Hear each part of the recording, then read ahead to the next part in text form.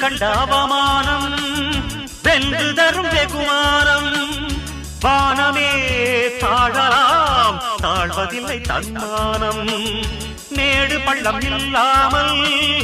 வாழ்வில் என்ன சந்தோஷம் பாறைகள் நீங்கினால் ஓடைக்கில்லை சங்கீதம் பொய்மையும் வஞ்சமும் உனது பூர்வீகமே ரத்தமும் வேர்வையும் எனது ராஜாங்கமே எனது நடையில் உனது படைகள் போட்டிப்படுவே அடே நண்பா உண்மை சொல்வே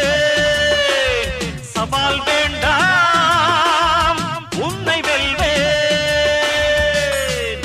வெற்றி நிச்சய